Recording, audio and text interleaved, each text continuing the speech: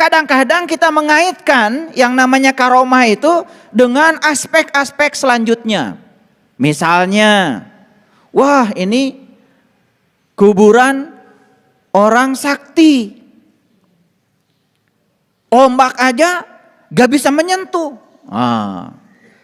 Ini kuburan orang sakti, lahar saja tidak bisa lewat.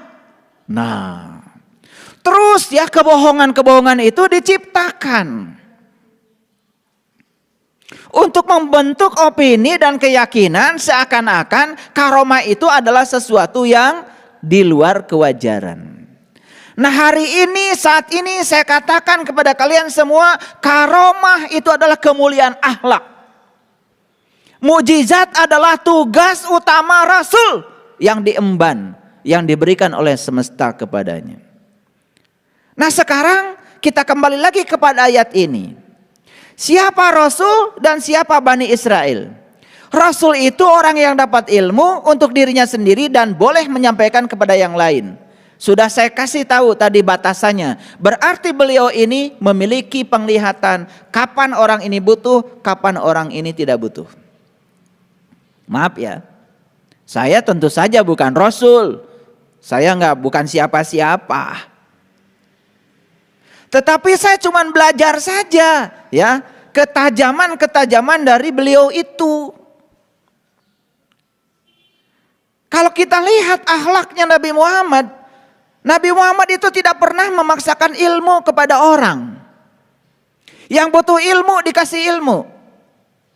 Yang butuh baju dikasih baju. Yang butuh susu dikasih susu. Yang butuh beras dikasih beras. Yang butuh uang kasih uang. Itu Nabi bijaksana. Jangan semua orang dikasih yang sama karena kebutuhan mereka berbeda. Ada orang datang kepada saya tadi pagi butuh beras, saya kasih beras. Ada orang anaknya gak bisa sekolah, saya kasih uang. Bukan dikasih ceramah. Orang datang ke rumah kita lapar, perlu makan, kasih ceramah, gak masuk. Namanya kita gak bijaksana. Ini mohon maaf ya, murid-murid saya juga begitu. Iya, yang datang ke rumah saya cuma perlu makan, ya saya kasih makan. Gak saya ajak ngobrol ilmu. Karena gak nyambung. Dia perlu makan kok. Betul gak? Iya. Tetapi yang dia dapat ya cuma makanan saja. Ada orang yang datang ke saya perlu duit. Ya saya kasih duit. Gak pernah orang datang ke rumah saya minta duit dikasih ceramah. Dikasih ilmu khusus lagi. Gak ada, gak nyambung itu. Nah makanya murid saya juga macam-macam datang ke rumah. Ada yang butuh ilmu, ada yang butuh berkah, ada yang butuh ongkos, macam-macam. Tetapi kan saya harus bijaksana. Mereka datang ke rumah butuh pinjaman, ya saya kasih duit. Ngerti maksud saya? Awas, kalian suka salah. Orang datang ke rumah lapar dikasih ngobrol. Ngobrol aja dari pagi sampai sore. Ya nanti saking lamanya diajak ngobrol ya sekarat. Ya salah kamu, gak bijaksana. Paham maksud saya? Gitu, jamnya makan tawarin makan kalau ada tamu. Ngobrol aja terus. Kasihkan ngobrol sampai lupa. Sebetulnya kalian tuh cuma cari cara aja, cari obrolan yang asik biar lupa makan. Itu kan licik. Licik itu selalu berasal dari pikiran. Nah kalau kesadaran gak pernah licik. Kesadaran tuh gak pernah licik. Kesadaran itu sumbernya kebijaksanaan. Licik itu selalu dari pikiran. Nah pikiran itu kan sering mencari-cari alasan untuk tidak berbuat. Makanya itulah yang disebut dengan pembenaran. Pembenaran tidak pernah lahir dari kesadaran. Pembenaran selalu lahir dari pikiran picik. Gitu. Ada juga yang belajar dengan saya cuma perlu uang. Ya saya kasih uang. Dapat apa dia? Ya dapat uang. Ada yang belajar dengan saya ingin dapat berkah. Ya saya kasih berkah. Dapat apa? Dapat berkah. Orang yang belajar dengan saya ingin dapat kesadaran. Ya saya kasih ilmu. Supaya dia sadar. Dapat apa? Dapat kesadaran. Jadi semua tergantung pada kalian sendiri. Kalian pengen apa sih? Ngerti maksud saya? Seorang guru yang bijaksana tidak pernah memaksakan muridnya harus mengikuti apa kata dia. Gak pernah. Nah, itulah keunggulan seorang rasul di zamannya. Harusnya orang-orang yang mengaku hari ini ulama ikuti dong contoh para rasul. Karena al ulama warasatul anbiya, ulama itu yang mewarisi ilmunya para rasul. Kalau Anda pewaris ilmunya rasul, Anda harus memiliki akhlak seperti akhlaknya rasul. Banyak ulama malah mengajarkan ilmu sakti, kanuragan. Baca ini sekian kali, utang lunas. Tapi banyak pengikutnya yang semacam itu. Baca surah ini sekian kali, pokoknya anak diterima di PTN. Begitu pelajaran agama. Kalau anak ingin diterima di perguruan tinggi negeri, ya suruh belajar. Cari soal-soal. Latihkan dia supaya pintar mengerjakan soal. Kan begitu harusnya. Ngerti maksud saya? Awas tuh, tadi salah tangkap. Kalau ingin banyak uang, harus punya ilmu memindahkan uang dari rekening orang ke rekening kamu. Gimana caranya? Baca surah Anu sekian kali. Wah, itu udah mulai bohong. Tapi yang gitu pengikutnya banyak. Ya, itu namanya cari jalan pintas nggak jelas. Ya. Nah, ini yang akan kita bongkar hari ini. Kita teruskan dulu. Nah, sekarang siapa Bani Israel? Bani itu kaum, komunitas. Isra itu hanya berjalan. El itu Tuhan. Bani Israel adalah orang yang sedang berjalan menuju Tuhan, siapapun orangnya. Siapapun orangnya. Ulangi lagi, siapapun orangnya yang berjalan menuju Tuhan pasti akan mendapatkan keutamaan dalam perjalanannya. Akan mendapatkan berkah dalam perjalanannya. Itu janji Allah, siapa yang mengejar Allah, dia dapat dua, Allah dan dunia. Tapi siapa yang mengejar dunia, dia akan kehilangan dua-duanya. Nah, kembali lagi, Rasul ketemu Bani Israel. Konteksnya dulu, tentu saja para rasul bertemu dengan orang-orang yang mencari Tuhan. Paham? Paham tidak? Nah, inilah pertemuan Rasul dengan Bani Israel yang diabadikan dalam Quran surat Al-Imran ayat 49. Dalam konteks kekinian gak ada lagi yang namanya Rasul. Gelar itu sudah selesai, tidak usah diperbincangkan lagi. Tapi tugas kerasulan tetap masih ada karena ilmunya sudah diwariskan pada para ulama. Nah, dalam konteks kekinian adalah orang-orang yang mewarisi ilmu Rasul bertemu lagi dengan orang-orang yang mencari Tuhan. Paham ya? Jadi proses ini akan berlangsung terus, abadi. Jadi jangan kecil hati. Akan selalu ada orang di zamannya ya yang akan meneruskan tugas ini. Walaupun gelarnya selesai sampai Nabi Muhammad. Paham ya? Iya. Karena sekarang juga kan ya, kerja tidak perlu gelar. Kerja itu perlu keterampilan.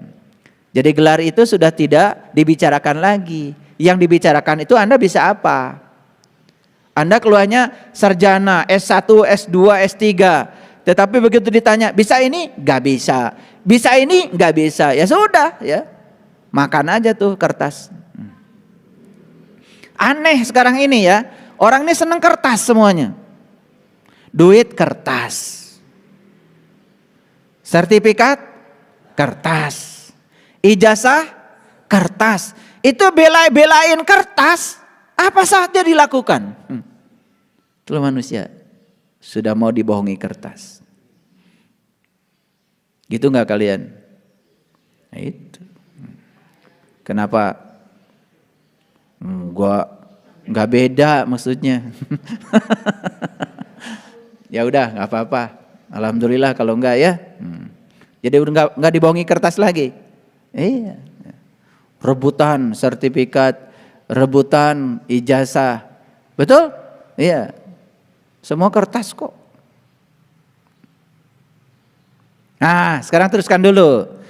Wa rasulan ila Bani Israel inni qad ji'tukum bi ayatin mir rabbikum. Perhatikan kata-kata saya. Inni qad ji'tukum bi ayatin mir rabbikum. Rasul itu berkata kepada Bani Israel, Orang yang dapat ilmu untuk dirinya dan boleh menyampaikan pada orang lain ini berkata kepada orang yang mencari Tuhan, yang sedang melakukan perjalanan meniti ke dalam diri, apa yang dikatakan? Inni qad ji'tukum bi ayati min rabbikum. Aku datang pada kalian tidak sembarangan. Aku datang kepada kalian ingin menunjukkan tanda-tanda Tuhanku kepada kalian. Ini jelas ayatnya. Jadi seorang ulama itu harusnya bisa menjawab pertanyaan para pengikutnya tentang ilmu tauhid yang paling utama. Makanya seorang ulama yang pewaris ilmunya Rasul harus bisa mengatakan, inni qad ji'tukum bi ayatin min rabbikum. Aku datang kepada kalian karena aku bisa menunjukkan kepada kalian tanda-tanda Tuhan kalian. Keren gak kalau gitu? Harusnya begitu. Jangan cuma ngomong pedoman hidup saya Quran, sunnah, tapi isinya nggak tahu. Kita kupas saja hari ini satu ayat ini supaya tuntas. Dan kalau kalian pernah mendengar saya mengupas ayat ini, nggak apa-apa. Hari ini berbeda konteksnya. Setiap saya membahas ayat yang sama di waktu yang berbeda, pasti aliran pengetahuannya berbeda. Walam yakul lahu kufuwan ahad. Spiritualitas itu tidak pernah sama. Spiritualitas itu warna-warni. Spiritualitas itu kaya. Tanpa batas. Nah, bagaimana caranya para rasul itu menunjukkan tanda Tuhan kepada Bani Israel? Harusnya ada pertanyaan lagi. Kan tadi baru statementnya, aku akan menunjukkan kepada kalian tanda Tuhan kalian. Selesai sampai di situ. Ya tentu saja yang mencari tidak selesai. Itu baru informasi, itu baru pengetahuan, belum jadi ilmu. Maka berikutnya apa? Timbul pertanyaan, bagaimana caranya engkau menunjukkan tanda-tanda Tuhanku kepada aku? Harusnya timbul pertanyaan baru. Ini namanya pertanyaan didaktik, itu namanya. Ini namanya pertanyaan produktif. Itu sebabnya di sekolah diajarkan bagaimana supaya para siswa itu belajar untuk mengembangkan pertanyaan. Masih ingat gak kalian dulu waktu nyusun skripsi? Kalau nyusunnya sendiri, kalau disusunin orang ya tentu saja gak ingat. Masih ingat juga? Bikin skripsi apa yang pertama kali digarap? Masih ingat gak? Ini kalian bikin skripsinya sendiri dulu atau nyontek? Kalau bikin skripnya sendiri, yang pertama yang harus dimiliki oleh seorang yang akan melakukan riset apa? Pertanyaan. Pertanyaan kemudian dirumuskan menjadi rumusan masalah. Rumusan masalah dirumuskan lagi menjadi judul. Sadar enggak? Atau nyontek judul dari orang? Nah ini masalahnya. Kan sebetulnya ada masalah, ada perumusan masalah, baru dibuatlah rumusan masalah itu dalam bentuk variabel. Misalnya, faktor-faktor yang menyebabkan pencuri semakin banyak di bulan Ramadan misalnya. Apa risetnya, apa variabelnya? Nah, tentu saja variabelnya adalah faktor-faktor. Faktor-faktor itu apa? Oh, faktor pertama adalah jam tidur. Karena kebanyakan di bulan Ramadan orang itu habis buka puasa makannya banyak. Karena makannya banyak, tidurnya pules. Nah, kemudian dapat tuh si pencuri mulai berpikir masuk ke rumah bagusnya jam sekian. Karena perutnya sedang penuh, tidurnya pules, maka apapun yang terjadi di luarnya dia tidak tahu. Kesimpulan akhirnya apa? Risetnya, ternyata pencuri di bulan Ramadan kebanyakan masuk di rumah orang antara jam 9 sampai jam 1 malam. Itu kesimpulan.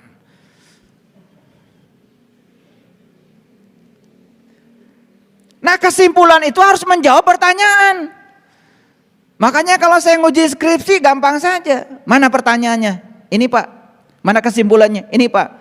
Coba jelaskan sama saya kalau kesimpulanmu menjawab pertanyaanmu. Gitu aja ujian sidang, gak usah repot-repot. 15 menit kelar.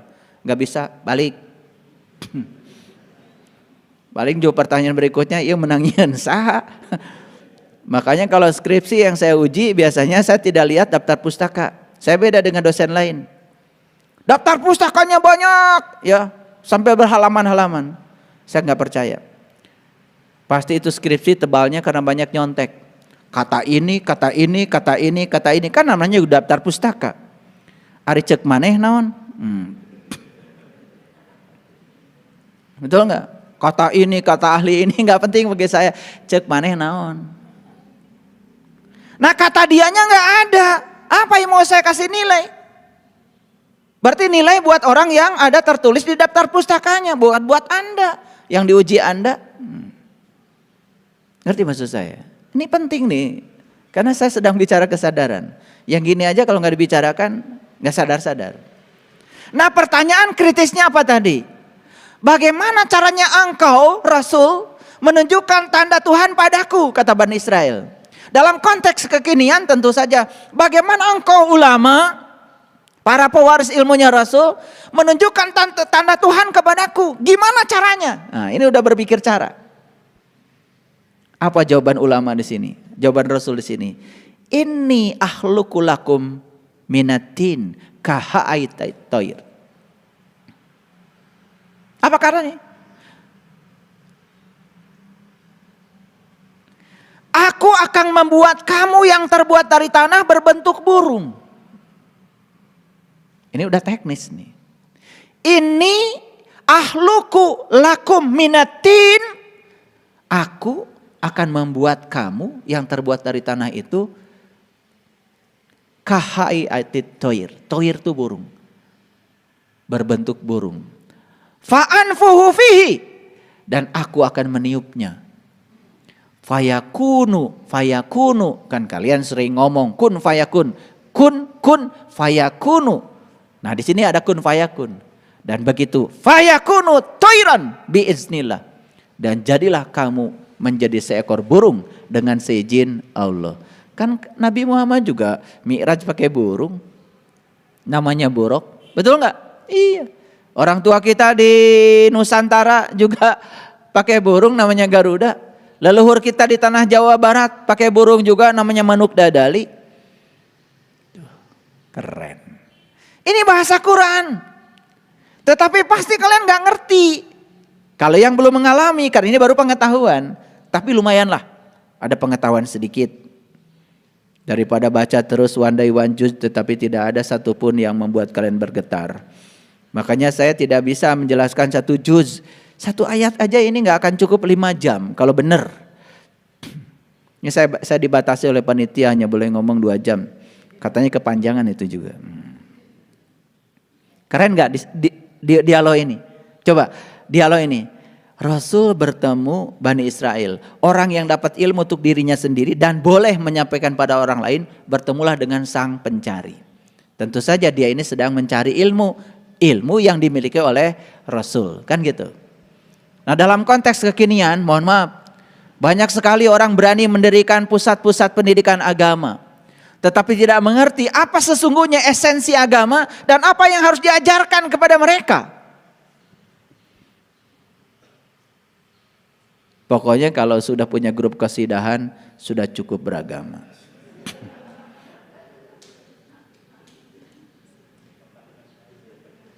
Iya itu indikatornya. Jadi kalau ibu-ibu majelis taklim sudah punya grup kesidahan, udah sukses tuh. Udah sukses belajar agama. Pokoknya asal lagunya Arab, agama lah gitu. Maaf ya. Itu yang terjadi. Saya bukan usil. Ya, bukan usil. Cuma pengen ngomong aja. Nah kita lihat ayat selanjutnya. Jadi, nah begitu dia sudah diberi laku itu. Nah ini kan sebetulnya dari ini ahluku lakum minatin kahaiatit toir fa'anfuhu fihi fayakunu toir biiznillah. Itu teknis. Nah teknis ini nggak bisa saya jelaskan di sini. Kenapa saya bicarakan? Ya supaya kalian pusing. Jadi kalau ada orang yang mendengarkan kajian ini pusing, itu bagus, ada tanda-tanda kehidupan. Ketika saya tanya, pusing nggak? Enggak Pak. Ngerti? Enggak juga. Ini sudah mengalami kematian, bukan sakarat lagi. Jadi kalau orang yang deket dengar ceramah saya begini, agak pusing gitu, kemudian nanya, pengen tahu, ini sudah mulai akan bangkit dari kematiannya. Pusing enggak, ngerti apalagi, ini. Yang lebih bahaya lagi, peduli pun tidak. Padahal yang dibahas ini ayat. Dan sekarang saya perhatikan, ya, kalau orang sudah lancar baca Quran, tajwidnya benar, mahrajnya benar, pakai lagu dikit, langsung besoknya bikin pondok pesantren. Yang diajarkan itu lagi, ulangan yang kemarin. Gitu, ya itu sama grup qasidah. Udah keren. Pokoknya setiap ada peringatan acara besar, manggung. Itu dan itu saja dari tahun ke tahun. Ini Quran yang begitu dalam seperti ini gak pernah dibahas. Makanya saya jamin Quran sampai hari ini isinya masih perawan. Gak ada yang berani menyentuhnya. Yang disentuh cuma luarnya saja. Luarnya saja. Kulit luarnya saja. Dan yang lucu, mereka yang baru menyentuh kulit luarnya sudah menyatakan dirinya beragama. Sudah menyatakan dirinya orang beriman. Sudah menyatakan dirinya muslim. Lucu apa enggak? Lucu. Tapi enggak apa-apa. Kelucuan itu dibutuhkan. Maka saya kemarin ngasih kuliah pernikahan. Di kuliah pertama saya bilang, beruntung cinta itu buta. Kagetnya semua. Karena itu kan pemikiran kritis. Bayangkan kalau cinta itu melek dan bisa lihat. Banyak yang gak punya jodoh.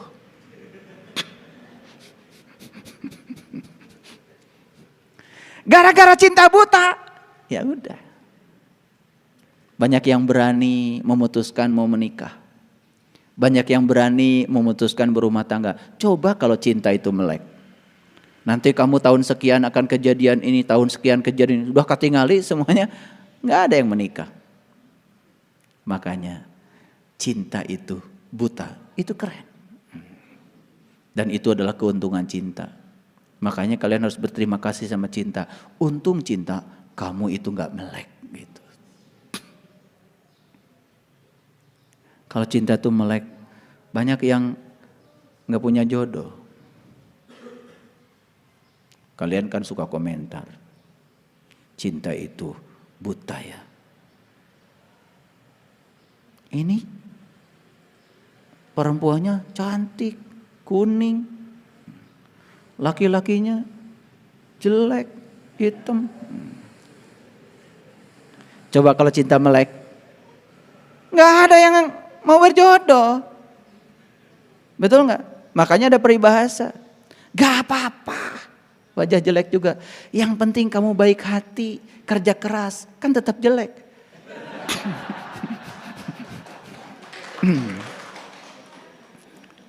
Itu peribahasa buatan saya. Jangan diikutin itu.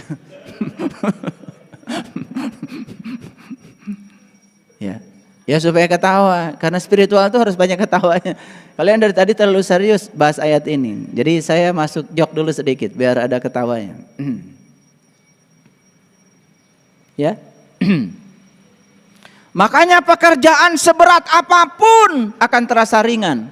Asal jangan dikerjakan.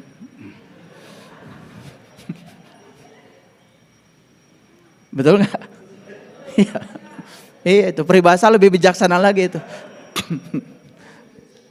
Pekerjaan seberat apapun akan terasa ringan. Asal antapkeun tong digawekeun. Ya. Makanya satu-satunya kunci kalau kalian ingin sehat, jangan sakit.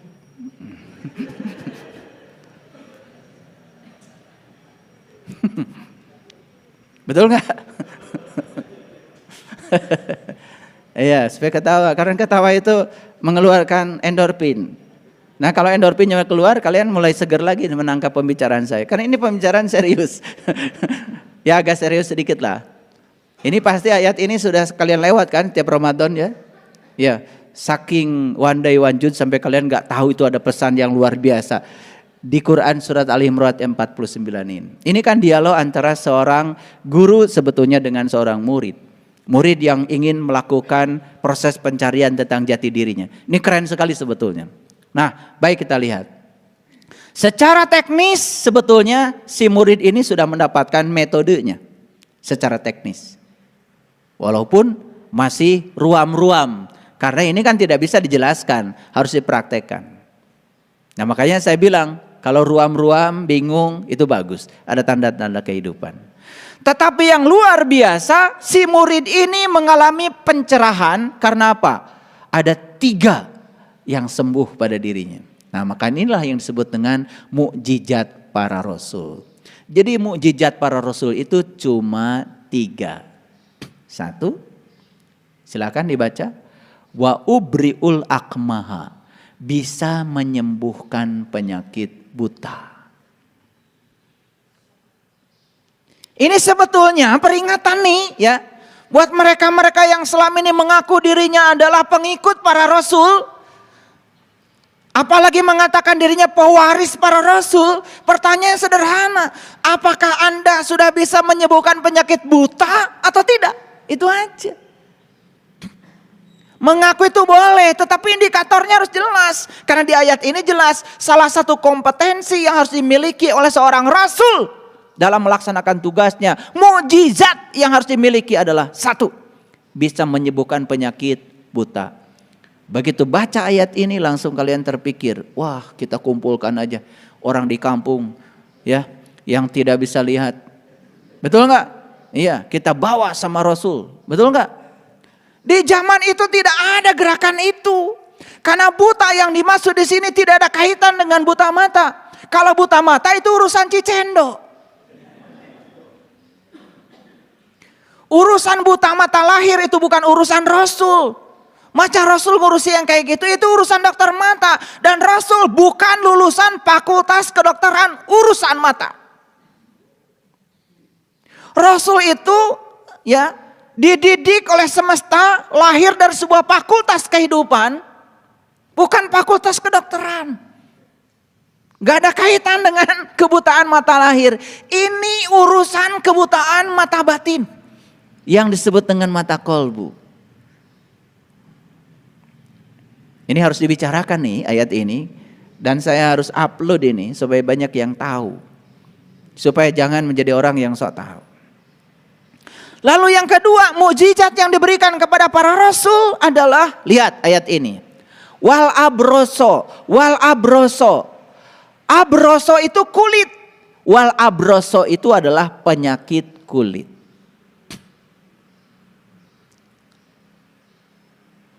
Sekarang sudah banyak sekali dokter spesialis kulit plus kelamin. Lulusan fakultas kedokteran. Lalu kalau penyakit kulit yang dimaksud di sini adalah bisul,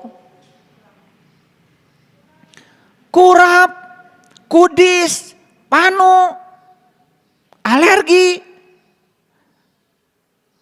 Rasul tidak pernah sekolah itu.